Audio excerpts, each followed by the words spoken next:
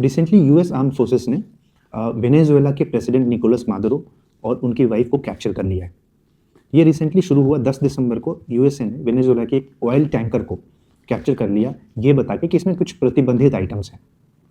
Fentanyl और cocaine पे बहुत दिन से बात चल रही है कि ये ज़्यादा सप्लाई वेनेजुएला से आता है। तो ये कैप्चर हुआ क्यों?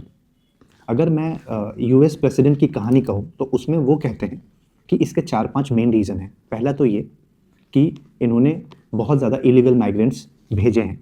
दूसरा ये फेंटानिल और कोकीन, ये 2 मेजर आइटम्स वेनेजुएला से आते हैं। तीसरा ये कि 2 वेनेजुएला के ऑर्गेनाइजेशन हैं जिनको मदुरो का सपोर्ट माना जा रहा है, वो हैं ट्रेन दे अरागुआ, कार्टेल दे लॉस सोलेस। ये बताया जाता है कि इनको अमेरिका ने टेररिस्ट ऑर्गेनाइजेशन घोषित किया है और इनको सपोर्ट है निकोलस मादुरो का। ये 3 मेजर रीजन अमेरिका बताती है। इसके अगेंस्ट निकोलस मादुरो का कहना था कि अमेरिका वेनेजुएला के ऑयल रिजर्व्स पे कंट्रोल चाहती है। तो अब बात क्या है, ये हम समझने की कोशिश करते हैं। पहली चीज़ तो ये है कि यूएस में जो रेजीम है वो प्रो कैपिटलिस्ट है और जो वेनेजुएला में रेजीम है वो प्रो कम्युनिस्ट है, that is United socialist party के हेड हैं ह्यूगो चावेज। उनके प्रेसिडेंटशिप के बाद 2013 से निकोलस मादुरो ने इसको संभाला है। निकोलस मादुरो बस ड्राइवर थे और यूनियन के नेता भी थे। तब से यूएस और वेनेजुएला का 36 का आंकड़ा रहा है। दूसरा रीजन ये है कि वेनेजुएला ने ईरान को अपने अंदर एंट्री दी है। अगला रीजन ये है यूएस के जो ऑयल कंपनीज हैं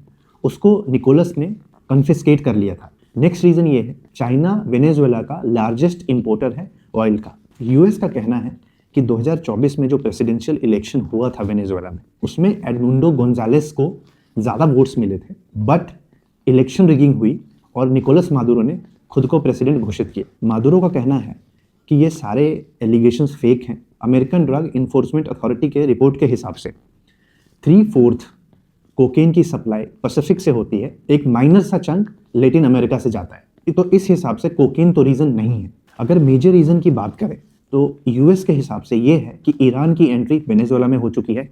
यूएस के ऑयल कंपनीज को मादुरो ने कन्फिस्केट कर लिया है। तीसरी चीज़, अमेरिकन प्रिजनर्स जो वहाँ हैं उनको भी बैडली ट्रीट किया जा रहा है और रीजनल इंस्टेबिलिटी क्रिएट की जा रही है through supplying drugs and arms. अगर आप secretary of state Marco Rubio की बात सुने तो उन्होंने कहा कि इनको कई अपॉर्चुनिटी दी गई कि आप इन चीज़ों पे काम करो, बट वो बिग बॉय बन के बैठे हुए थे और इस वजह से यूएस ने ये एक्शन किया है। इस ऑपरेशन का नाम ऑपरेशन एब्सोल्यूट रिजॉल्व है।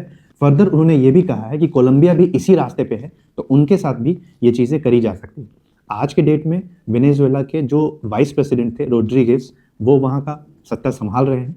इनिशियली वो एंटागोनिस्टिक थे यूएस के अगेंस्ट, बट आज उन्होंने कहा है कि हम कोलैब करेंगे, जो भी इश्यूज़ हैं पीसफुली सॉल्व करेंगे।